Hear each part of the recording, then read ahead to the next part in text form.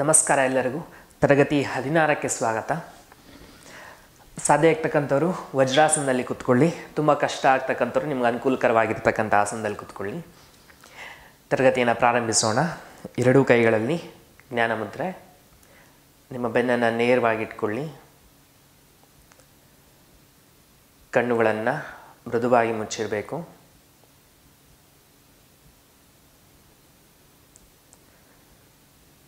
ಮೊದಲಿಗೆ ಮುಖದ ಸ್ನಾಯುಗಳನ್ನು ವಿಶ್ರಾಂತಗೊಳಿಸಿ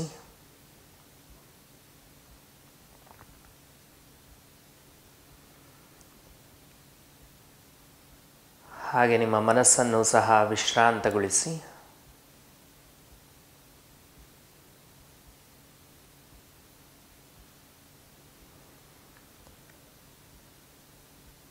ಹಾಗೆ ನಿಮ್ಮ ಮನಸ್ಸನ್ನು ಅಂತರ್ಮುಖಗೊಳಿಸಿಕೊಂಡು ಉಸಿರಾಟದ ಮೇಲೆ ಕೇಂದ್ರೀಕರಿಸಿ.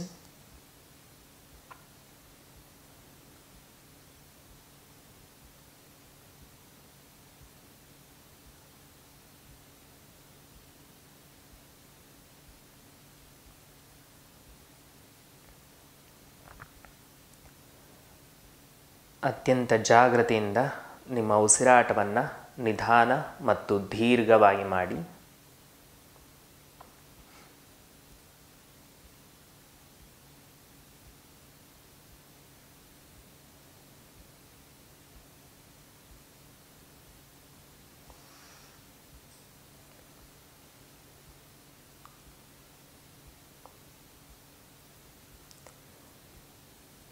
ಈಗ 3 ಬಾರಿ ಓಂಕಾರವನ್ನು ಉಚ್ಚಾರ ಮಾಡುತ್ತಾ ತರಗತಿಯನ್ನು ಪ್ರಾರಂಭಿಸೋಣ. ಮೊದಲಿಗೆ ಸಂಪೂರ್ಣವಾಗಿ ಉಸಿರನ್ನು ಹೊರಹಾಕಿ ದೀರ್ಘವಾಗಿ ಉಸಿರನ್ನು ತೆಗೆದುಕೊಳ್ಳಿ.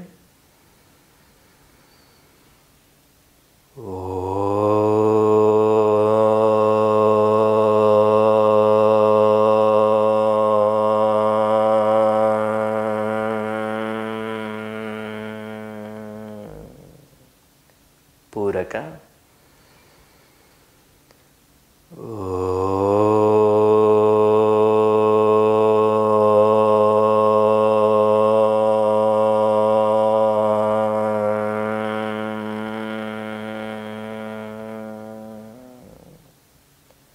ಪೂರಕ.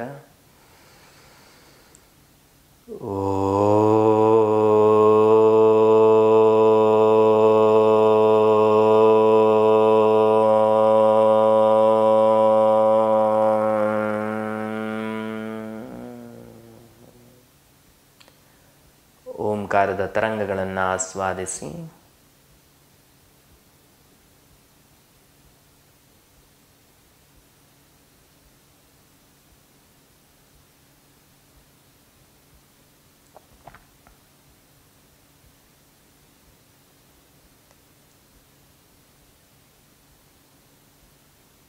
ಈಗ ನಿಧಾನವಾಗಿ ನಿಮ್ಮ ಬೆನ್ನಿನ ಹಿಂದೆ ಕೈಗಳನ್ನು ಕಟ್ಟಿ ಮಣಿಕಟ್ಟನ್ನು ಹಿಡ್ಕೊಳ್ಳಿ. ಉಸಿರನ್ನು ತೆಗೆದುಕೊಳ್ಳುತ್ತಾ ಕತ್ತನ್ನು ಮೇಲಕ್ಕೆ ಚಾಚಿ ಎದೆ ಭಾಗವನ್ನು ವಿಶಾಲಗೊಳಿಸಿ ಉಸಿರನ್ನು ಹೊರಹಾಕುತ್ತಾ ನಿಧಾನವಾಗಿ ಮುಂದಕ್ಕೆ ಬಾಗಿ ಹಣೆಯನ್ನು ನೆಲಕ್ಕೆ ತಾಗಿಸೋ ಪ್ರಯತ್ನ ಮಾಡಿ ಭೂತಾಯಿಗೆ ನಮನವನ್ನು ಸಲ್ಲಿಸಿ ಮತ್ತು ಉಸಿರನ್ನು ತೆಗೆದುಕೊಳ್ಳುತ್ತಾ ಹಾಗೆ ಮೇಲೆ ಬನ್ನಿ. ಕೈಗಳನ್ನು ಮುಂದಕ್ಕೆ ತಂದು ಹಸ್ತಗಳನ್ನು ಪರಸ್ಪರ ಒತ್ತಿ ತಿಕ್ಕಿ ಹಸ್ತಗಳ ಮಧ್ಯೆ ಶಾಖೋತ್ಪತ್ತಿಯಾಗಲಿ.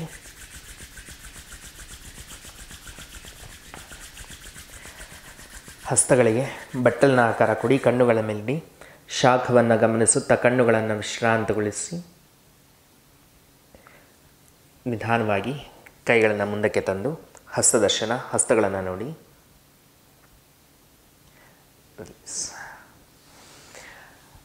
ಕಳೆದ ತರಗತಿಯಲ್ಲಿ ನಾವು ಒಂದು ರ್ಯಾಬಿಟ್ ಬ್ರೀತಿಂಗ್ ಅಂತ ಹೇಳಿದ್ವಿ. ಅದನ್ನು ಅಭ್ಯಾಸ ಮಾಡಿದ್ವಿ. ಅದನ್ನ ಶಶಶ್ವಾಸ ಅಂತಲೂ ಸಹ ಕರಿತೀವಿ.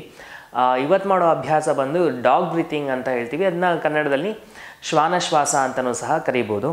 ಈ ಶ್ವಾನಶ್ವಾಸ ಅಭ್ಯಾಸದಲ್ಲಿ ಏನಪ್ಪ ಅಂದರೆ ನಾವು ಮೊದಲು ಮಾಡಿದ್ವಲ್ಲ ಶಶಶ್ವಾಸದಲ್ಲಿ ನಮ್ಮ ಶ್ವಾಸಕೋಶದ ಮೇಲ್ಭಾಗವನ್ನು ಶುದ್ಧೀಕರಣ ಮಾಡಲಿಕ್ಕೆ ತುಂಬ ಸಹಾಯ ಮಾಡುತ್ತೆ. ಇವತ್ತು ಮಾಡ್ತಕ್ಕಂಥ ಶ್ವಾನಶ್ವಾಸದಲ್ಲಿ ನಮ್ಮ ಶ್ವಾಸಕೋಶದ ಮಧ್ಯಭಾಗ ಮತ್ತು ಮೇಲ್ಭಾಗವನ್ನು ಶುದ್ಧೀಕರಣ ಮಾಡಲಿಕ್ಕೆ ತುಂಬ ಸಹಾಯ ಮಾಡುತ್ತೆ. ಮತ್ತು ಹೆಚ್ಚಿನ ಪರಿಣಾಮ ನಮ್ಮ ಶ್ವಾಸಕೋಶದ ಮಿಡಲ್ ಲೋಬ್ ಅಂತ ಹೇಳ್ತೀವಿ, ಮಿಡಲ್ ಲೋಬ್ ಮತ್ತು ಅಪ್ಪರ್ ಲೋಬ್ ಅಂತ ಹೇಳ್ತೀವಿ, ಮಧ್ಯಭಾಗ ಮತ್ತು ಮೇಲ್ಭಾಗವನ್ನು ಶುದ್ಧೀಕರಣ ಮಾಡಲಿಕ್ಕೆ ಈ ಅಭ್ಯಾಸ ತುಂಬ ಸಹಾಯ ಮಾಡುತ್ತೆ. ಇನ್ನೊಂದೇನಪ್ಪ ಅಂದರೆ ಈ ಡಾಗ್ ಬ್ರೀತಿಂಗ್ ಅಥವಾ ಈ ಶ್ವಾನಶ್ವಾಸದ ಇನ್ನೊಂದು ಪ್ರಾಮುಖ್ಯತೆ ಏನಪ್ಪ ಅಂದರೆ ಈ ಅಭ್ಯಾಸದಲ್ಲಿ ನಾವು ನೋಡಿ ನಾಲ್ಗೆಯನ್ನು ಹೊರಗಡೆ ಚಾಚಿ ಅಭ್ಯಾಸ ಮಾಡ್ತೀವಿ. ಈ ಅಭ್ಯಾಸ ಹಿಂಗಿರುತ್ತೆ ನೋಡ್ಕೊಳ್ಳಿ. ಹಸ್ತಗಳನ್ನು ಮಂಡಿಗಳ ಪಕ್ಕ ಊರ್ತೇವೆ, ಎದೆ ಭಾಗವನ್ನು ವಿಶಾಲಗೊಳಿಸ್ಕೊಂಡು ನಾಲ್ಗೆಯನ್ನು ಹೊರಗಡೆ ಚಾಚಿಕೊಂಡು ಬಾಯಿನ ಮುಖಾಂತರ ಬಿರುಸಾಗಿ ಉಸಿರಾಟವನ್ನು ಮಾಡ್ತೀವಿ. ಇಲ್ಲಿ ಈ ಎರಡು ಅಂಶಗಳು ನಡೆಯುತ್ತೆ. ಒಂದು ಬಂದು ನಾಲ್ಗೆಯನ್ನು ಹೆಚ್ಚು ಹೊರಗೆ ಚಾಚಿರ್ತೇವೆ, ಇನ್ನೊಂದು ಜೋರಾಗಿ ಉಸಿರಾಟ ಮಾಡ್ತೀವಿ ಮತ್ತು ಹೊಟ್ಟೆಯ ಭಾಗಕ್ಕೆ ಹೆಚ್ಚಿನ ಚಲನೆಯನ್ನು ಕೊಡ್ತೇವೆ. ಈ ಮೂರು ಅಂಶಗಳು ನೀವು ನಾಯಿಗಳನ್ನು ನೀವು ಗಮನಿಸಿದ್ರೆ ನಿಮಗೆ ಗೊತ್ತಾಗುತ್ತೆ. ನೋಡಿ ಎಷ್ಟೊಂದು ಸರಿ ನಾಲ್ಗೆನ ಹೊರಗಡೆ ಚಾಚ್ಬಿಟ್ಟು ಬಾಯಲ್ಲಿ ಉಸಿರಾಟ ಮಾಡ್ತಾ ಇರುತ್ತೆ, ಜೊತೆಗೆ ಹೊಟ್ಟೆ ಭಾಗಕ್ಕೂ ಸಹ ನಾಯಿಗಳು ಹೆಚ್ಚಿನ ಚಲನೆ ಕೊಡ್ತಾ ಇರುತ್ತೆ. ಇದರಿಂದ ಏನಪ್ಪ ಅಂದರೆ ನೀವು ನೋಡಿ ಎಲ್ಲ ಪ್ರಾಣಿಗಿಂತ ಹೆಚ್ಚಿನ ಜೀರ್ಣಶಕ್ತಿ ಒಂದು ನಾಯಿಗಿರುತ್ತೆ. ನಾಯಲ್ಲಿ ಏನಾಗುತ್ತೆ ಅಂದರೆ ನಾಲ್ಗೆನ ಹೊರಗಡೆ ಚಾಚಿ ಬಾಯಲ್ಲಿ ಉಸಿರಾಟ ಮಾಡಬೇಕಂದ್ರೆ ಬಾಯಲ್ಲಿ ಸಲೈವರಿ ಗ್ಲ್ಯಾಂಡ್ಸ್ ಅಂತ ಹೇಳ್ತೀವಿ ಅಥವಾ ಲಾಲಾರಸದ ಗ್ರಂಥಿಗಳು ಅಂತ ಹೇಳ್ತೀವಿ, ಅದು ಉದ್ದೀಪನಗೊಳ್ಳೋದಕ್ಕೆ ತುಂಬ ಸಹಾಯ ಮಾಡುತ್ತೆ, ಸ್ಟಿಮ್ಯುಲೇಟ್ ಆಗೋದಕ್ಕೆ ಸಹಾಯ ಮಾಡುತ್ತೆ. ಮತ್ತು ಹೊಟ್ಟೆ ಭಾಗಕ್ಕೆ ಹೆಚ್ಚಿನ ಚಲನೆ ಕೊಡೋದ್ರಿಂದ ಹೊಟ್ಟೆ ಭಾಗದಲ್ಲಿರ್ತಕ್ಕಂಥ ಒಳಾಂಗಗಳು ಸಹ ಅಂಗಮರ್ದನ ಅಥವಾ ಮಸಾಜ್ ಆಗುತ್ತೆ ಅಂತ ಹೇಳ್ತೀವಿ. ಅದ್ರ ಮುಖಾಂತರ ಏನಪ್ಪ ಅಂದರೆ ಹೊಟ್ಟೆಯ ಭಾಗದ ಒಳಾಂಗಗಳು ಸಹ ಹೆಚ್ಚು ಉದ್ದೀಪನಗೊಳ್ಳುತ್ತೆ ಮತ್ತು ಹೆಚ್ಚು ಕಾರ್ಯಕ್ಷಮತೆಯನ್ನು ವೃದ್ಧಿಸ್ಕೊಳ್ಳೋದಕ್ಕೆ ಸಹಾಯ ಮಾಡುತ್ತೆ ಅಂತ. ಇಷ್ಟು ಉಪಯೋಗಗಳು ಈ ಅಭ್ಯಾಸದಲ್ಲಿ. ಒಂದು ಬಂದು ಶ್ವಾಸಕೋಶವನ್ನು ಶುದ್ಧೀಕರಣಗೊಳಿಸ್ತಕ್ಕಂಥದ್ದು, ಇನ್ನೊಂದು ಬಂದು ನಮ್ಮ ಜೀರ್ಣಶಕ್ತಿಯನ್ನು ಸಹ ವೃದ್ಧಿ ಮಾಡೋದಕ್ಕೆ ಈ ಶ್ವಾನಶ್ವಾಸ ಅಭ್ಯಾಸ ತುಂಬ ಸಹಾಯ ಮಾಡುತ್ತೆ. ಈ ಅಭ್ಯಾಸದ ಕಡೆ ನೋಡೋಣ. ವಜ್ರಾಸನದಲ್ಲಿ ಕೂರಬೇಕು. ವಜ್ರಾಸನ ಕೂತ್ಕೊಂಡು ಎರಡೂ ಹಸ್ತಗಳನ್ನು ಮಂಡಿಗಳ ಪಕ್ಕ ಊರಬೇಕು. ಸಾಧಾರಣವಾಗಿ ಕೆಲವೊಬ್ರಿಗೆ ಏನಾಗೋಗ್ಬಿಡೋದಂದರೆ ಮಂಡಿಯ ಪಕ್ಕ ನೀವು ಕೈ ಬೆರಳನ್ನು ಮುಂದಕ್ಕೆ ತಿರುಗಿಸ್ಕೊಂಡು ಕೂತಾಗ ಭುಜಗಳು ಈ ಥರ ಒಳಗೆ ಬರ್ತಕ್ಕಂಥ ಸಂಭವ ಹೆಚ್ಚಾಗಿರುತ್ತೆ. ಈ ಥರ ಬರ್ತಕ್ಕಂಥ ಸಂಭವ ನಿಮಗಿತ್ತು ಅಂದರೆ ಈ ಹಸ್ತಗಳನ್ನು ಹಿಂಗೆ ಇಟ್ಕೊಳ್ಳೋದ್ರ ಬದಲು ಈ ಥರ ತಿರುಗಿಸಿಟ್ಕೊಳ್ಳಿ. ಈಗ ನಿಮ್ಮ ಎದೆ ಭಾಗವನ್ನು ವಿಶಾಲಗೊಳಿಸ್ಲಿಕ್ಕೂ ಸಹ ಸಹಾಯ ಮಾಡುತ್ತೆ. ಅದಾದ ನಂತರ ಎದೆ ಭಾಗವನ್ನು ವಿಶಾಲಗೊಳಿಸ್ಕೊಂಡು ಕತ್ತನ್ನು ಮುಂದಕ್ಕೆ ತೊಗೊಂಡು ನಾಲ್ಗೆನ ಸಾಧ್ಯದಷ್ಟು ಹೊರಗೆ ಚಾಚಬೇಕು. ಇದರಲ್ಲಿ ಎಷ್ಟಾದಷ್ಟು ಹೊರಗಡೆ ಚಾಚಿಕೊಂಡು ನೀವು ಬಾಯಿನ ಮುಖಾಂತರ ಉಸಿರಾಟವನ್ನು ಮಾಡಬೇಕಾಗುತ್ತೆ. ನೋಡಿ ಹೀಗೆ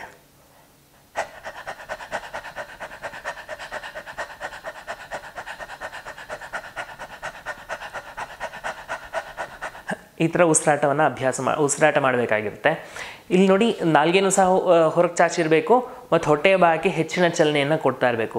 ಎರಡು ಅಂಶವನ್ನು ನೆನಪಲ್ಲಿಟ್ಕೊಂಡು ಅಭ್ಯಾಸವನ್ನು ಮಾಡಬೇಕು. ಇವತ್ತು ಬಂದು ಒಟ್ಟು 30 ಬಾರಿ ಅಭ್ಯಾಸ ಮಾಡೋಣ. ಅದಾದ ನಂತರ ಹೆಚ್ಚಿಸ್ಕೊಳ್ತಾ ಹೋಗೋಣ. ಮೊದಲಿಗೆ ಎಲ್ಲರ ಸ್ಥಿತಿಗೆ ಬನ್ನಿ. ಸಾಧ್ಯ ಆಗ್ತಕ್ಕಂಥವ್ರು ವಜ್ರಾಸನಕ್ಕೆ ಬಂದು ಎರಡೂ ಹಸ್ತಗಳನ್ನು ಒಳಮುಖವಾಗಿ ಅಥವಾ ಮುಮ್ಮುಖವಾಗಿ ನಿಮ್ಮ ಅನುಕೂಲಕ್ಕೆ ತಕ್ಕ ಹಾಗೆ ನಿಮ್ಮ ಕೈಗಳನ್ನು ಇಟ್ಕೊಳ್ಳಿ.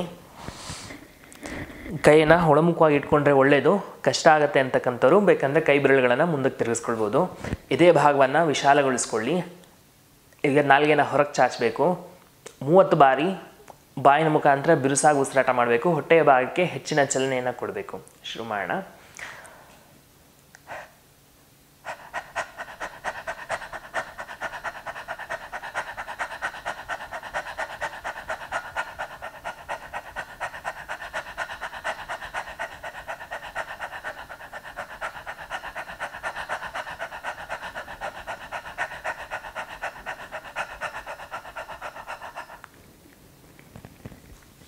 ಐವತ್ತು ಬಾರಿ ಆದ ನಂತರ ತೊಡೆಯ ಭಾಗದ ಮೇಲೆ ಕೈಗಳನ್ನು ಇಡಿ, ಕಣ್ಣನ್ನು ಮುಚ್ಚಿರಬೇಕು.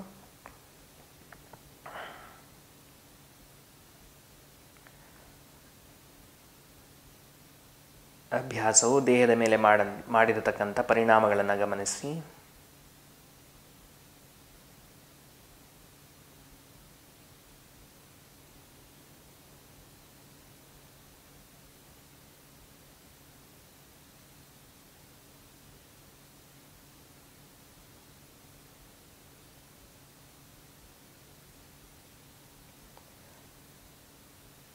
ಹಾಗೆ ಒಮ್ಮೆ ದೀರ್ಘವಾಗಿ ಉಸಿರನ್ನು ತೆಗೆದುಕೊಳ್ಳಿ. ನಿಧಾನವಾಗಿ ಉಸಿರನ್ನು ಹೊರಹಾಕಿ ಪಾಮಿಂಗ್. ಹಸ್ತಗಳನ್ನು ಪರಸ್ಪರ ತಿಕ್ಕಿ ಹಸ್ತಗಳ ಮಧ್ಯೆ ಶಾಖ ಉತ್ಪತ್ತಿ ಆಗಬೇಕು.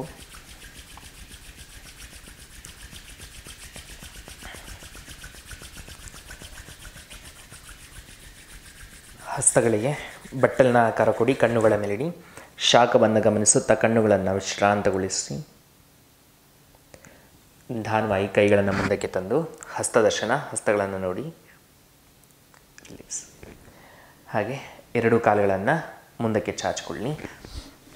ನೋಡಿ, ಅಭ್ಯಾಸ ಮಾಡಿದಾಗ ಒಂದು ಸ್ವಲ್ಪ ಗಂಟಲನ್ನ ಒಣಗ್ದಂಗೆ ಆಗೋದು ಇದೆಲ್ಲ ಸಹಜ.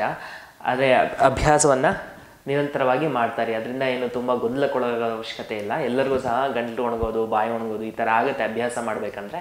ಆದರೂ ಅಭ್ಯಾಸವನ್ನು ಮಾಡ್ತಾಯಿರಿ.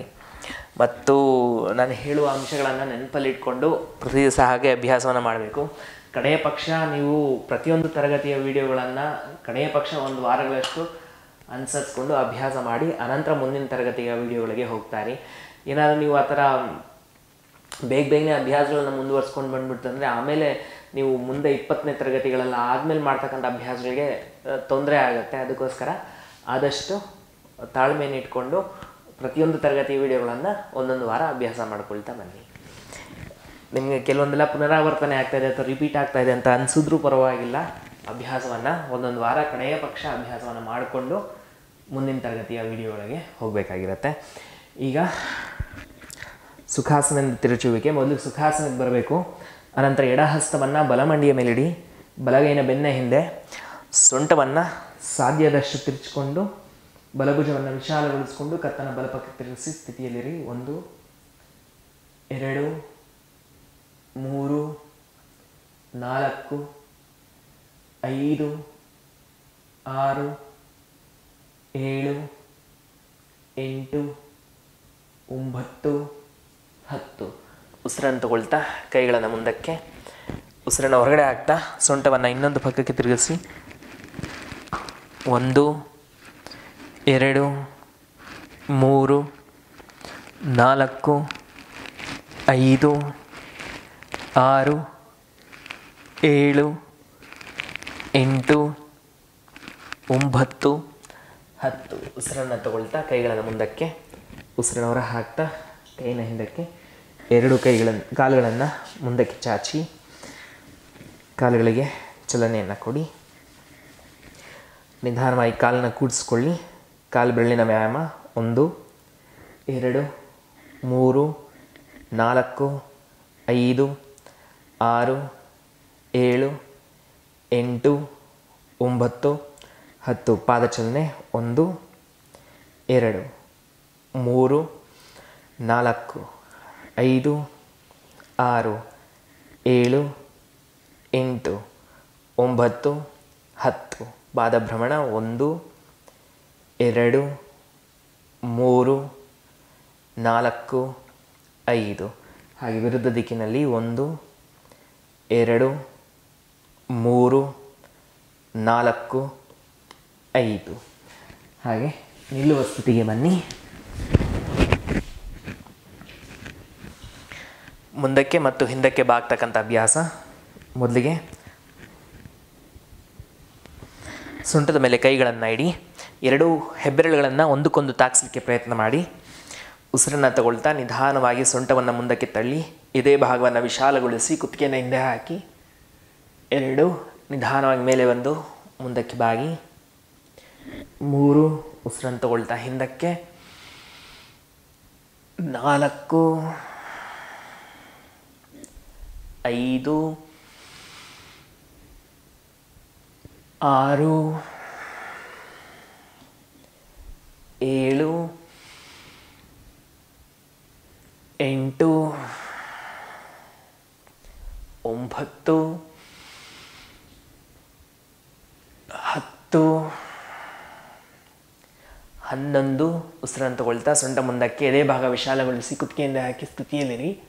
1 2 3 4 5 6 7 8 9 10. ಹಾಗೆ ಮೇಲೆ ಬಂದು ಮಂಡಿಯ ಮೇಲೆ ಹಸ್ತಗಳು ಕುತ್ತಿಗೆಯನ್ನು ಭಾಗಿಸಿ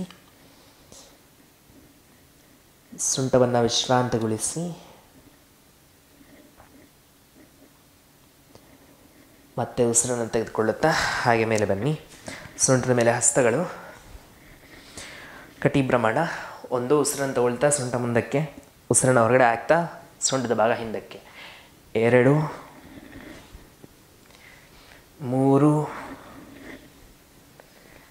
4 5 ಹಾಗೆ ವಿರುದ್ಧ ದಿಕ್ಕಿನಲ್ಲಿ 1 2 3 4 5 ಹಾಗೆ ಕಾಲ ಮಧ್ಯೆ 2 ಅಡಿಗಳ ನಂತರ 2 ಪಾದಗಳು ನೇರವಾಗಿರಬೇಕು. ಕೈಗಳನ್ನು ಭುಜ ಸಮಾನಾಂತರವಾಗಿ ಚಾಚಿ ಆಲ್ಟರ್ನೇಟಿವ್ ಟಚಿಂಗ್ 1 ಟ್ವಿಸ್ಟ್ 2 3 4 5 6 7 8 9 10 11 12 13 14 15 16 17 18 19 20 21 ಸ್ಥಿತಿಯಲ್ಲಿರಿ. 1 ಮಂಡಿಗಳು ನೇರ ಇರಲಿ. 2 3 4 5 ಹಾಗೆ ವಿರುದ್ಧ ದಿಕ್ಕಿನಲ್ಲಿ 1 2 3 4 5 ಹಾಗೆ ಮೇಲೆ ಬನ್ನಿ. ಮತ್ತು ಎಡ ಹಸ್ತ ಸೊಂಟದ ಮೇಲೆ ಪಕ್ಕಕ್ಕೆ ಚಾಚುವಿಕೆ. ಉಸಿರನ್ನು ತಗೊಳ್ತಾ ಬಲಗೈ ಮೇಲಕ್ಕೆ, ಉಸಿರನ್ನು ಹೊರಗಡೆ ಹಾಕ್ತಾ ಎಡ ಪಕ್ಕಕ್ಕೆ ಬಾಗಿ 2 3 4 5 6 7 8 9 10 11 ಹಾಗೆ ಸ್ಥಿತಿಯಲ್ಲಿರಿ. 2 ಭುಜಗಳು ಮತ್ತು ಕಾಲು ಸಮರೇಖೆಯಲ್ಲಿ ಬರಬೇಕು. ಭುಜ ಹಿಂದಕ್ಕೆ ತಗೊಳ್ಬಾರ್ದು. ಸ್ಥಿತಿಯಲ್ಲಿರಿ. 1 2 ಸಾಧಾರಣ ಉಸಿರಾಟ. 3 4 5 6 7 8 9 10 ಉಸಿರಾಟ ತಗೊಳ್ತಾ ಹಾಗೆ ಮೇಲೆ ಬನ್ನಿ.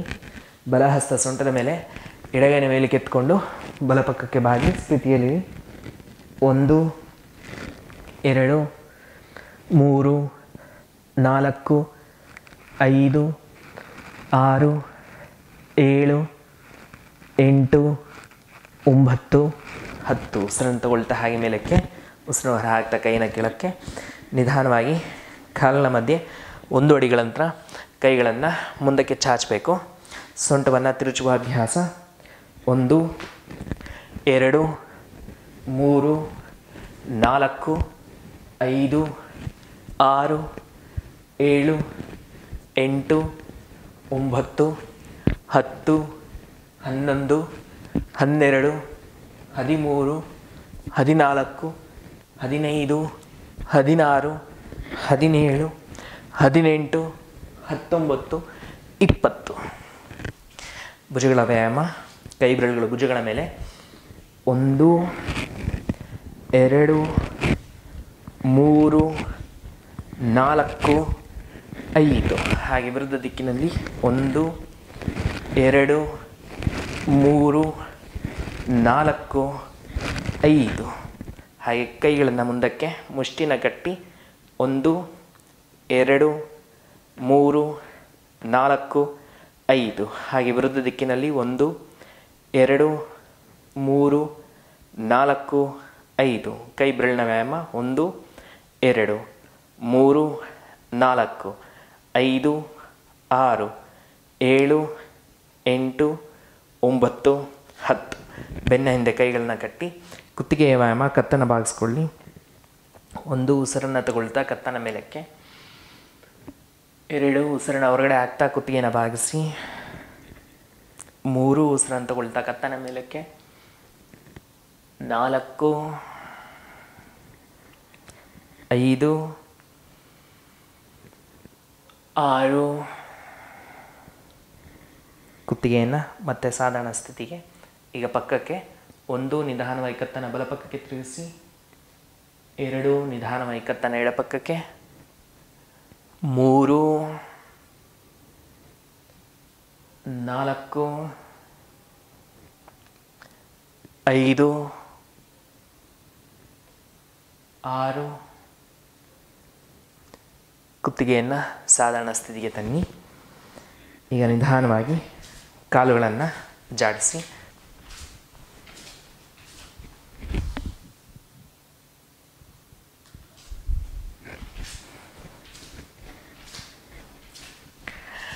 ಕಳೆದ ತರಗತಿಯಲ್ಲಿ ಮಾಡಿದ್ವಲ್ಲ ಅದೇ ಅಭ್ಯಾಸವನ್ನು ಮಾಡೋಣ. ಇವತ್ತು 20 ಬಾರಿ ಮಾಡೋಣ. 10 ಬಾರಿ ಮಾಡಬೇಕು, ಸ್ವಲ್ಪ ವಿಶ್ರಾಂತಿಗೊಳಿಸ್ಕೊಂಡು ಮತ್ತೆ 10 ಬಾರಿ ಅಭ್ಯಾಸವನ್ನು ಮಾಡಬೇಕು.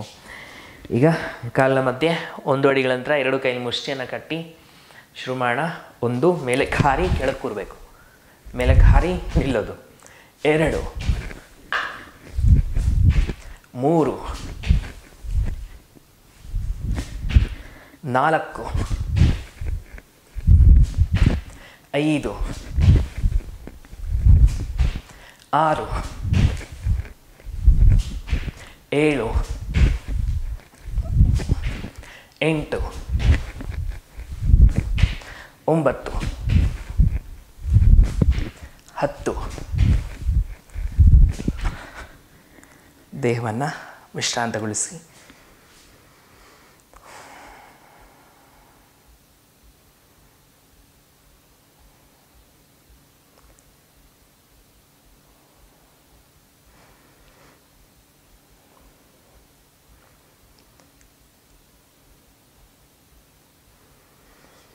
ಹಾಗೆ ಒಮ್ಮೆ ದೀರ್ಘ ಉಸಿರನ್ನು ತೆಗೆದುಕೊಳ್ಳಿ.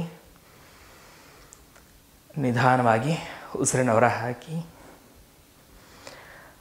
ನಿಮ್ಮ ಕೈಲಿ ಸಾಧ್ಯ ಆಯಿತು ಅಂದರೆ ಹಾಗೆ ಮುಂದುವರಿಸಿ. ತುಂಬ ಸುಸ್ತಾಗ್ತಾ ಇದೆ ಅಂದರೆ ಸ್ವಲ್ಪ ಹೊತ್ತು ವಿಡಿಯೋವನ್ನು ನಿಲ್ಲಿಸಿ ಸಾಧಾರಣ ಉಸಿರಾಟ ಮಾಡಿ. ಉಸಿರಾಟ ಸಾಧಾರಣ ಸ್ಥಿತಿಗೆ ಬಂದ ನಂತರ 2ನೇ ಸುತ್ತಿನ ಅಭ್ಯಾಸ ಮಾಡ್ಬೋದು. ಈಗ 2ನೇ ಸುತ್ತಿಗೆ ಹೋಗೋಣ. ಕಾಲಿನ ಮಧ್ಯೆ 1 ಅಡಿಗಳ ನಂತರ 2 ಕೈ ಮುಷ್ಟಿನ ಕಟ್ಟಿ 1 2 3 4 5 6 7 8 9 10. ಈಗ ಮುಖದೌತಿ. ಕಾಲ ಮಧ್ಯೆ 2.5 ಅಡಿಗಳ ನಂತರ ಮಂಡಿಯ ಮೇಲೆ ಹಸ್ತಗಳು ಕತ್ತನ್ನು ಚಾಚಿ ಮೂಗಿಂದ ಉಸಿರು ತಗೊಳ್ಬೇಕು, ಬಾಯಿಂದ ಬಿರುಸಾಗಿ ಹೊರಗಡೆ ಹಾಕಬೇಕು. ಒಟ್ಟು 10 ಬಾರಿ ಅಭ್ಯಾಸ ಮಾಡೋಣ.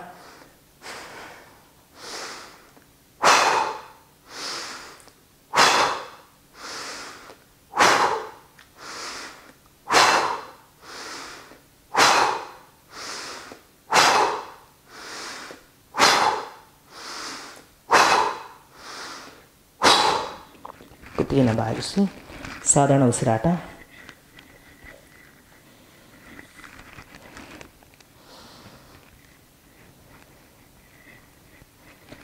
ಹಾಗೆ ಉಸಿರನ್ನು ತಗೊಳ್ತಾ ಮೇಲಕ್ಕೆ ಬನ್ನಿ. ಶಿಥಿಲ ತಾಡಾಸನ. ಕಣ್ಣನ್ನು ಮುಚ್ಚಿ ಸಾಧಾರಣ ಉಸಿರಾಟ.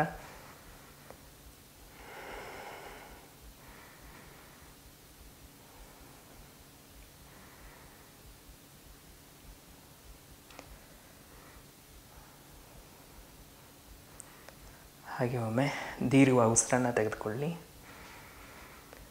ನಿಧಾನವಾಗಿ ಉಸಿರನ್ನು ಹೊರ ಹಾಕಿ. ಹಾಗೆ ನಿಧಾನವಾಗಿ ಕಣ್ಣುಗಳನ್ನು ಬಿಡಿ. ಇವತ್ತು 8 ಸೂರ್ಯ ನಮಸ್ಕಾರವನ್ನು ಅಭ್ಯಾಸ ಮಾಡೋಣ. 7 ಮತ್ತು 4 12 ಸ್ಟೆಪ್ಪಿಂದು ಮತ್ತು 4 10 ಸ್ಟೆಪ್ಪಿನ ಸೂರ್ಯ ನಮಸ್ಕಾರ ಅಭ್ಯಾಸ ಮಾಡೋಣ. ಈ ಕೊನೆ 2 ಅಭ್ಯಾಸದಲ್ಲಿ ಕೊನೆ 2 ಅಂಕಿಲಿ ಮಾಡಬೇಕಂದ್ರೆ 7 ಮತ್ತು 8ನೇ ಸುತ್ತಿನಲ್ಲಿ ದ್ವಿಪಾದಾಸನದಿಂದ ಸಾಷ್ಟಾಂಗ ಹೋಗ್ತೀವಲ್ಲ, ಆವಾಗ 5 ಸರಿ ದಂಡ ಹೊಡೆದು ಮುಂದಿನ ಆಸನಗಳಿಗೆ ಹೋಗಬೇಕಾಗುತ್ತೆ. ದ್ವಿಪಾದಾಸನದಿಂದ ಸಾಷ್ಟಾಂಗ ಹೋಗ್ಬೇಕಾದ್ರೆ 5 ದಂಡ ಹೊಡಿಬೇಕು. ಆಮೇಲೆ ಭುಜಂಗಾಸನ, ಭೂಧರಾಸನ ಹೀಗೆ ಅಭ್ಯಾಸ ಮಾಡಬೇಕಾಗಿರುತ್ತೆ. ನಾನು ಒಟ್ಟಿಗೆ ಮಾಡ್ತಾ ಇರ್ತೀನಿ. ಅಕಸ್ಮಾತ್ ವಿಡಿಯೋ ಏನಾದರೂ ಮಧ್ಯದಲ್ಲಿ ನಿಲ್ತರೆ ನೀವು ಈ ಥರ 8 ಸೂರ್ಯ ನಮಸ್ಕಾರ ಅಭ್ಯಾಸ ಮಾಡಿ. 8 ಸುತ್ತು ಸೂರ್ಯ ನಮಸ್ಕಾರ, 7 ಮತ್ತು 8ನೇ ಸುತ್ತಲ್ಲಿ 5 ದಂಡ ಹೊಡಿಬೇಕು. ಈಗ ಅಭ್ಯಾಸಕ್ಕೆ ಹೋಗೋಣ. ಮ್ಯಾಟ್ ಮುಂಭಾಗದಲ್ಲಿ ನಿಂತ್ಕೊಳ್ಳಿ. ಕಾಲುಗಳನ್ನು ಜೋಡಿಸ್ಕೊಳ್ಳಿ. ನಮಸ್ಕಾರ ಸ್ಥಿತಿ. ಊರ್ಧ್ವಾಸನ, ಹಸ್ತಪಾದಾಸನ, ಬಲಗಾಲ ಏಕಪಾದಾಸನ, ಬಲಗಾಲ ಹಿಂದಕ್ಕೆ, ದ್ವಿಪಾದಾಸನ, ಶಶಂಖಾಸನ, ಸಾಷ್ಟಾಂಗ ಪ್ರಣಿಪತಾಸನ, ಭುಜಂಗಾಸನ, ಭೂಧರಾಸನ, ಶಶಂಖಾಸನ, ಬಲಗಾಲ ಏಕಪಾದಾಸನ, ಬಲಗಾಲ ಮುಂದಕ್ಕೆ, ಹಸ್ತಪಾದಾಸನ, ಊರ್ಧ್ವಾಸನ, ಹಸ್ತಪಾದಾಸನ, ಎಡಗಾಲ ಏಕಪಾದಾಸನ, ಎಡಗಾಲು ಹಿಂದಕ್ಕೆ, ದ್ವಿಪಾದಾಸನ, ಶಶಂಖಾಸನ, ಸಾಷ್ಟಾಂಗ ಪ್ರಣಿಪತಾಸನ, ಭುಜಂಗಾಸನ, ಭೂಧರಾಸನ, ಶಶಂಖಾಸನ, ಎಡಗಾಲ ಏಕಪಾದಾಸನ, ಎಡಗಾಲ ಮುಂದಕ್ಕೆ, ಹಸ್ತಪಾದಾಸನ, ಊರ್ಧ್ವಾಸನ, ಹಸ್ತಪಾದಾಸನ, ಬಲಗಾಲ ಏಕಪಾದಾಸನ, ಬಲಗಾಲ ಹಿಂದಕ್ಕೆ, ದ್ವಿಪಾದಾಸನ, ಶಶಂಖಾಸನ, ಸಾಷ್ಟಾಂಗ ಪ್ರಣಿಪತಾಸನ, ಭುಜಂಗಾಸನ, ಭೂಧರಾಸನ, ಶಶಂಖಾಸನ, ಬಲಗಾಲ ಏಕಪಾದಾಸನ, ಬಲಗಾಲ ಮುಂದಕ್ಕೆ, ಹಸ್ತಪಾದಾಸನ, ಊರ್ಧ್ವಾಸನ, ಹಸ್ತಪಾದಾಸನ, ಎಡಗಾಲ ಏಕಪಾದಾಸನ, ಎಡಗಾಲ ಹಿಂದಕ್ಕೆ, ದ್ವಿಪಾದಾಸನ, ಶಶಂಖಾಸನ, ಸಾಷ್ಟಾಂಗ ಪ್ರಣಿಪತಾಸನ, ಭುಜಂಗಾಸನ, ಭೂಧರಾಸನ, ಶಶಂಖಾಸನ, ಎಡಗಾಲ ಏಕಪಾದಾಸನ, ಎಡಗಾಲ ಮುಂದಕ್ಕೆ, ಹಸ್ತಪಾದಾಸನ, ಊರ್ಧ್ವಾಸನ, ಹಸ್ತಪಾದಾಸನ, ಬಲಗಾಲ ಏಕಪಾದಾಸನ, ಬಲಗಾಲ ಹಿಂದಕ್ಕೆ, ದ್ವಿಪಾದಾಸನ, 10 ಸ್ಟೆಪ್, ಸಾಷ್ಟಾಂಗ ಪ್ರಣಿಪತಾಸನ, ಭುಜಂಗಾಸನ, ಭೂಧರಾಸನ, ಬಲಗಾಲ ಏಕಪಾದಾಸನ, ಹಸ್ತಪಾದಾಸನ, ಊರ್ಧ್ವಾಸನ, ಹಸ್ತಪಾದಾಸನ, ಎಡಗಾಲ ಏಕಪಾದಾಸನ, ದ್ವಿಪಾದಾಸನ, ಸಾಷ್ಟಾಂಗ, ಭುಜಂಗ, ಭೂಧರ, ಎಡಗಾಲ ಏಕಪಾದಾಸನ, ಹಸ್ತಪಾದಾಸನ, ಊರ್ಧ್ವಾಸನ, ಹಸ್ತಪಾದಾಸನ, ಬಲಗಾಲ ಏಕಪಾದಾಸನ, ದ್ವಿಪಾದಾಸನ. ಈಗ ಮುಂದೆ ನೋಡಿ 5 ದಂಡ ಹೊಡಿಬೇಕು. 1 ಕೆಳಗಿಳಿಸಿ, ಮೇಲಕ್ಕೆ 2 3 4 5 ಸಾಷ್ಟಾಂಗ, ಭುಜಂಗಾಸನ, ಭೂಧರಾಸನ, ಬಲಗಾಲ ಮುಂದಕ್ಕೆ, ಹಸ್ತಪಾದಾಸನ, ಊರ್ಧ್ವಾಸನ, ಹಸ್ತಪಾದಾಸನ, ಎಡಗಾಲ ಹಿಂದಕ್ಕೆ, ದ್ವಿಪಾದಾಸನ. ಮತ್ತೆ ಮುಂದೆ ನೋಡಿ 5 ದಂಡ ಹೊಡಿಬೇಕು. 1 2 3 4 5 ಸಾಷ್ಟಾಂಗ, ಭುಜಂಗಾಸನ, ಭೂಧರಾಸನ, ಎಡಗಾಲ ಏಕಪಾದಾಸನ, ಹಸ್ತಪಾದಾಸನ, ಊರ್ಧ್ವಾಸನ. ನಮಸ್ಕಾರ. ಹಾಗೆ ಬ್ಯಾಕ್ ಮೇಲೆ ಕೂತ್ಕೊಳ್ಳಿ.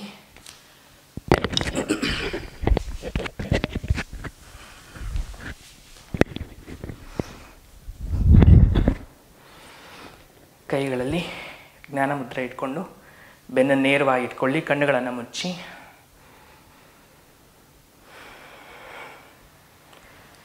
ಹಾಗೆ ನಿಮ್ಮ ದೇಹವನ್ನು ವಿಶ್ರಾಂತಗೊಳಿಸ್ಕೊಳ್ಳಿ. ಉಸಿರಾಟ ತನ್ನ ಪಾಡಿಗೆ ನಡೀತಾ ಇರಬೇಕು.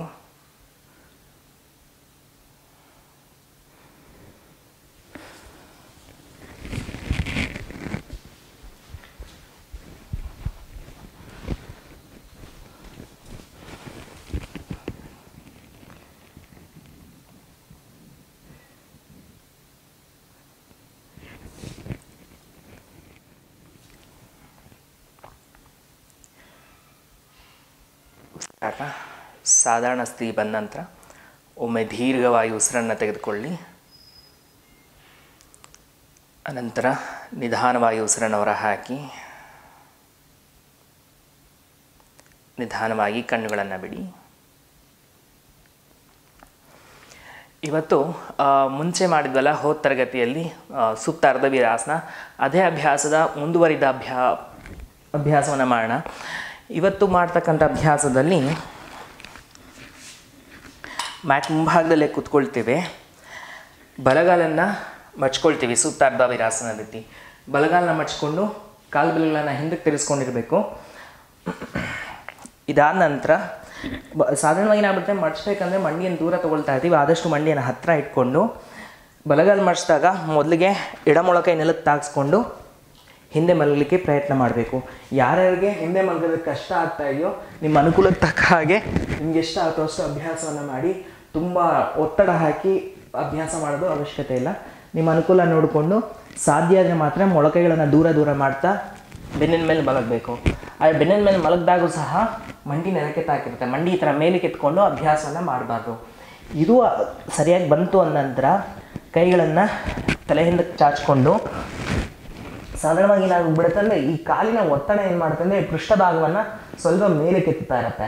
ಅದಕ್ಕೇನು ಮಾಡಬೇಕು ಅಂದರೆ ಈ ಪೃಷ್ಠಭಾಗವನ್ನು ನಾವು ಕೆಳಗೆ ತಳ್ಕೊಂಡಾಗ ನಮಗೆ ಹೆಚ್ಚಿನ ಚಾಚುವಿಕೆ ನಮ್ಮ ತೊಡೆಯ ಭಾಗಕ್ಕೆ ಸಿಕ್ಕುತ್ತೆ. ತೊಡೆಯ ಭಾಗ ಮತ್ತು ಈ ಸೊಂಟದ ಮುಂಭಾಗ ಈ ಭಾಗದ ಸ್ನಾಯುಗಳು ಹಿಗ್ಲಿಕ್ಕೆ ತುಂಬ ಸಹಾಯ ಮಾಡುತ್ತೆ. ಅದಕ್ಕೋಸ್ಕರ ಏನು ಮಾಡ ಅಂದರೆ ಈ ಪೃಷ್ಠಭಾಗ ಕೆಳಗೆ ಇಳಿಸ್ಕೊಳ್ಳೋದಕ್ಕೋಸ್ಕರ ಈ ರೀತಿ ಅಳವಡಿಸ್ಕೊಳ್ತೀವಿ. ಈಗ ಎಡಗಾಲನ್ನ ಮಡ್ಚ್ಕೊಳ್ತೀವಲ್ಲ, ಎಡಪಾದವನ್ನು ಬಲಮಂಡಿಗಿಂತ ಸ್ವಲ್ಪ ದೂರ ಇಡಿ. ಆನಂತರ ಏನು ಮಾಡಬೇಕು, ಈ ಮಂಡಿಯನ್ನು ಬಲಪಕ್ಕಕ್ಕೆ ತಳ್ಳಬೇಕು. ಹೀಗೆ ಆಗೇನಾಗುತ್ತೆ ಅಂದರೆ ಈ ಎಡಗಾಲಿನ ನೀವು ಬಲಪಕ್ಕಕ್ಕೆ ಈ ಥರ ತಳ್ಳಬೇಕಂದ್ರೆ ನಿಮ್ಮ ಪೃಷ್ಠಭಾಗ ಕೆಳಗೆ ಬರಲಿಕ್ಕೆ ತುಂಬ ಅನುಕೂಲ ಮಾಡಿಕೊಡ್ತೀವಿ. ಯಾವಾಗ ಪೃಷ್ಠಭಾಗ ಕೆಳಗೆ ಬರುತ್ತೋ ಆವಾಗ ಇನ್ನೂ ಹೆಚ್ಚಿನ ಚಾಚುವಿಕೆ ನಿಮ್ಮ ತೊಡೆಯ ಭಾಗ ಸಿಕ್ಕತ್ತೆ. ಮತ್ತು ಮಂಡಿಯನ್ನು ಮೇಲೆ ಕೆತ್ತಬಾರ್ದು. ಇಷ್ಟು ಅಂಶಗಳನ್ನು ನೆನಪಲ್ಲಿ ಇಟ್ಕೊಂಡು ಅಭ್ಯಾಸವನ್ನು ಮಾಡಬೇಕು. ಹಾಗೆ ಹಂತವಾಗಿ ಸ್ಥಿತಿಗೆ ಬರೋಣ. ಯಾರ್ಯಾರು ಕೂರುವ ಸ್ಥಿತಿಲಿದ್ದೀರೋ ಮೊದಲು ಬಲಗಾಲನ್ನ ಮಡ್ಚ್ಕೊಳ್ಳಿ. ಎಲ್ಲ ಹಂತವನ್ನು ನೆನಪಲ್ಲಿ ಇಟ್ಕೊಳ್ಳಿ. ಬಲಗಾಲಿನ ಪಾದ ಹಿಂದಕ್ಕೆ ತಿರುಗಿಸ್ಕೊಂಡಿರಬೇಕು. ಮಂಡಿ ಸ್ವಲ್ಪ ಹತ್ತಿರನೇ ಇರಲಿ. ಈಗ ಬಲಗಾಲ ಹಿಂದೆ ಇರೋದ್ರಿಂದ ಈಗ ಮೊದಲಿಗೆ ಎಡಮೊಳಕೈಯನ್ನು ನೆಲಕ್ಕೆ ತಾಗಿಸಿ, ಸಾಧ್ಯ ಆದರೆ ಬಲಮೊಳಕೈ, ಹಾಗೆ ನಿಧಾನವಾಗಿ ಮೊಳಕೈಗಳನ್ನು ದೂರ ಮಾಡ್ತಾ ಹಾಗೆ ಬೆನ್ನಿನ ಮೇಲೆ ಮಲ್ಕೊಳ್ಳಿ. ಬೆನ್ನಿನ ಮೇಲೆ ಮಲಗಿರತಕ್ಕಂಥವ್ರು ಕೈಗಳನ್ನು ತಲೆ ಹಿಂದಕ್ಕೆ ಚಾಚಿ, ಬೆನ್ನಿನ ಮೇಲೆ ಮಲಗೋದಕ್ಕಾಗಲ್ಲ ಅಂದರೆ ನಿಮ್ಮ ಅನುಕೂಲಕ್ಕೆ ತಕ್ಕ ಹಾಗೆ ಎಷ್ಟಾಗುತ್ತೋ ಅಷ್ಟು ಅಭ್ಯಾಸವನ್ನು ಮಾಡಿಕೊಳ್ಳಿ.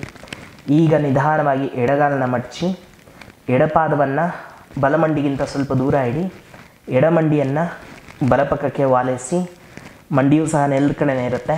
ಪೃಷ್ಠಭಾಗವೂ ಸಹ ನೆಲಕ್ಕೆ ತಾಗಿಸ್ಕೊಂಡು ಮಾಡೋದಕ್ಕೆ ಪ್ರಯತ್ನ ಮಾಡಿ. ಕಣ್ಣನ್ನು ಮುಚ್ಚಿರಬೇಕು.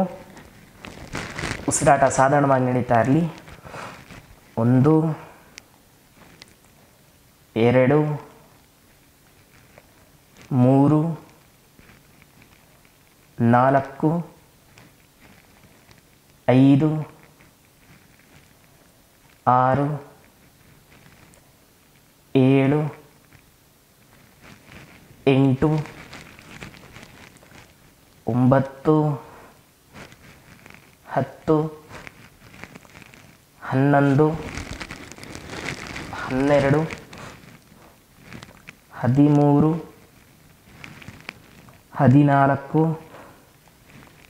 10 11 12 13 14 15 16 17 18 19 20. ಈಗ ನಿಧಾನವಾಗಿ ಎಡಗಾಲನ್ನು ಚಾಚಿಕೊಳ್ಳಿ. ನಿಧಾನವಾಗಿ ಎಡಪಕ್ಕಕ್ಕೆ ಹೊರಳಿ. ಅನಂತರ ಹಾಗೆ ಮೇಲೆ ಬನ್ನಿ. 2 ಕಾಲುಗಳನ್ನು ಮುಂದಕ್ಕೆ ಚಾಚಿಕೊಳ್ಳಿ.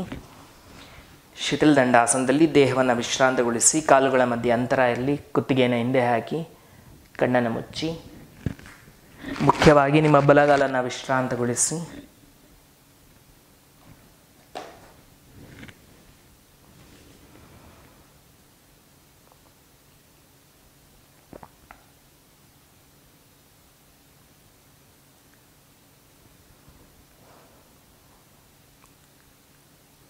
ಹಾಗೆ ಒಮ್ಮೆ ದೀರ್ಘವಾಗಿ ಉಸಿರನ್ನು ತೆಗೆದುಕೊಳ್ಳಿ. ನಿಧಾನವಾಗಿ ಉಸಿರನ್ನು ಹೊರಗಡೆ ಹಾಕಿ ಹಾಗೆ ನಿಧಾನವಾಗಿ ಕಣ್ಣುಗಳನ್ನು ಬಿಡಿ. ಹಾಗೆ ವಿರುದ್ಧ ದಿಕ್ಕಿನಲ್ಲಿ ಎಡಗಾಲನ್ನ ಮಡ್ಚ್ಕೊಳ್ಬೇಕು. ನೋಡಿ, ಮುಂದುಗಡೆಯನ್ನು ಒಮ್ಮೆ ತೋರಿಸ್ತೀನಿ. ಈ ಥರ ಮಡ್ಚಿದಾಗ ಮಂಡಿ ಪಕ್ಕ ಪಾದ ಬರಬಾರ್ದು, ಸ್ವಲ್ಪ ದೂರ ಇಟ್ಕೊಳ್ಳಿ. ದೂರ ಇಟ್ಕೊಂಡು ಈ ಥರ ತಳ್ಳಬೇಕು. ಹಾಗೆ ನಾವು ಭಾಗದಲ್ಲಿ ಈ ಕಾಲ ಮೇಲೆ ಒತ್ತಡ ಸರಿಯಾಗಿ ಬೀಳುತ್ತೆ ಮತ್ತು ಮಾಡ್ತಕ್ಕಂಥ ಅಭ್ಯಾಸದ ಪೂರ್ಣ ಸ್ಥಿತಿಗೆ ಹೋಗೋದಕ್ಕೆ ಅನುಕೂಲ ಮಾಡಿಕೊಡುತ್ತೆ. ನಾವೇನೋ ಹತ್ತಿರ ಇಟ್ಬಿಡ್ತಂದ್ರೆ ಇಲ್ಲಿಂದ ತಳ್ಳೋದು ತುಂಬ ಕಷ್ಟ ಆಗುತ್ತೆ. ಸ್ವಲ್ಪ ದೂರ ಇಟ್ಕೊಂಡು ಭಾಗಿಸ್ಬೇಕಾಯ್ತೆ ಒಂದು ಕಡೆಗೆ. ಈಗ ಎಡಗಾಲಿನಲ್ಲಿ ಅಭ್ಯಾಸ ಮಾಡೋಣ. ಮೊದಲಿಗೆ ಎಡಗಾಲನ್ನು ಎಡಪಕ್ಕಕ್ಕೆ ತೆಗೆದುಕೊಳ್ಳಿ. ಕಾಲು ಬೆರಳುಗಳು ಹಿಂದಕ್ಕೆ ತಿರ್ಕೊಂಡಿರಬೇಕು. ಈಗ ಎಡಗಾಲು ಮಡಚಿರೋದ್ರಿಂದ ಬಲಮೊಳಕೈಯನ್ನು ನೆಲಕ್ಕೆ ತಾಗಿಸ್ಲಿಕ್ಕೆ ಪ್ರಯತ್ನ ಮಾಡಿ. ಅನಂತರ ಎಡಮೊಳಕೈ, ನಂತರ ನಿಧಾನವಾಗಿ ಮೊಳಕೈಗಳನ್ನು ದೂರ ದೂರ ಮಾಡ್ತಾ ಬೆನ್ನಿನ ಮೇಲೆ ಮಲಗಲಿಕ್ಕೆ ಪ್ರಯತ್ನ ಮಾಡಿ. ಕೈಗಳನ್ನು ತಲೆ ಹಿಂದಕ್ಕೆ ಚಾಚಿಕೊಳ್ಳಿ. ಈಗ ಹಾಗೆ ನಿಮ್ಮ ಅನುಕೂಲಕ್ಕೆ ತಕ್ಕ ಹಾಗೆ ಬಲಗಾಲನ್ನ ಮಡಿಸ್ಕೊಂಡು ಬಲಪಾದವನ್ನು ಎಡಮಂಡಿಗಿಂತ ಸ್ವಲ್ಪ ದೂರ ಇಡಿ. ಅನಂತರ ಬಲಮಂಡಿಯನ್ನು ಎಡಪಕ್ಕಕ್ಕೆ ವಾಲಿಸಬೇಕು. ಸ್ಥಿತಿಯಲ್ಲಿ 1 2 3 4 5 6 7 8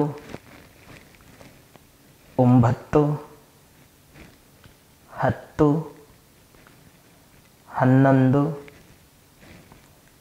12 13 14 15 16 17 18 19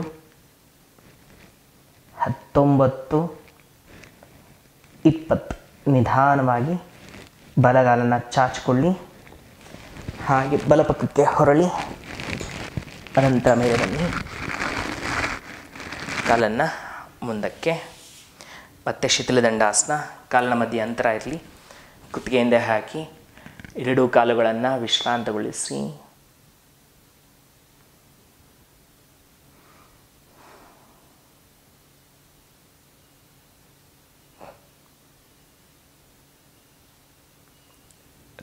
ಹಾಗೆ ನಿಧಾನವಾಗಿ ಕಣ್ಣುಗಳನ್ನು ಬಿಡಿ. ಈಗ ಧನುರಾಸನ ಅಭ್ಯಾಸವನ್ನು ಮಾಡೋಣ. ಹಾಗೆ ನಿಧಾನವಾಗಿ ಹೊಟ್ಟೆ ಮೇಲೆ ಮಲ್ಕೊಳ್ಳಿ.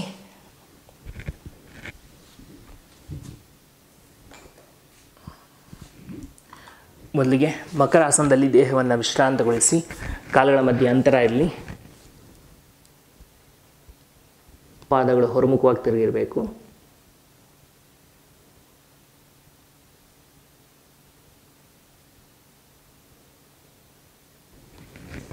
ಈಗ ನಿಧಾನವಾಗಿ ಎರಡೂ ಕೈಗಳನ್ನು ಮುಂದಕ್ಕೆ ಚಾಚಿ ಕಳೆದ ತರಗತಿಯಲ್ಲಿ ತಿಳಿಸಿರ್ತಕ್ಕಂಥ ಎಲ್ಲ ಅಂಶಗಳನ್ನು ನೆನಪಲ್ಲಿ ಇಟ್ಕೊಂಡು ಅಭ್ಯಾಸವನ್ನು ಮಾಡಬೇಕು. ಬಲಗಾಲನ್ನ ಮಡಿಸ್ಕೊಂಡು ಬಲಗೈಯಿಂದ ಬಲ ಕಣಕಾಲುಗಳನ್ನು ಹಿಡ್ಕೊಳ್ಳಿ. ಈಗ ಎಡಗಾಲನ್ನ ಮಡಿಸ್ಕೊಂಡು ಎಡಗೈಯಿಂದ ಎಡ ಕಣಕಾಲುಗಳನ್ನು ಹಿಡ್ಕೊಳ್ಳಿ. ದೇಹದ ಭಾರ ಹೊಟ್ಟೆಯ ಮೇಲೆ ಬರೋ ರೀತಿ ನಿಮ್ಮ ಕೈಗಳು ನಿಮ್ಮ ಕಾಲುಗಳು ಮತ್ತು ಎದೆ ಭಾಗವನ್ನು ಮೇಲೆ ಕೆತ್ತಬೇಕು. ಉಸಿರನ್ನು ತಗೊಳ್ತಾ ಮೊದಲಿಗೆ ನಿಮ್ಮ ಕಾಲುಗಳನ್ನು ಮೇಲೆ ಕೆತ್ತಲಿಕ್ಕೆ ಪ್ರಯತ್ನ ಮಾಡಿ. ತೊಡೆಯ ಭಾಗ ಮೇಲಕ್ಕೆ ಬಂದ ನಂತರ ಎದೆ ಭಾಗ ಮೇಲಕ್ಕೆ ಎತ್ತಿ. ಕಾಲುಗಳು ಸ್ವಲ್ಪ ದೂರ ಇದ್ರೂ ಪರವಾಗಿಲ್ಲ. ಕತ್ತನ್ನು ಚಾಚಿ ಸ್ಥಿತಿಯಲ್ಲಿರಿ.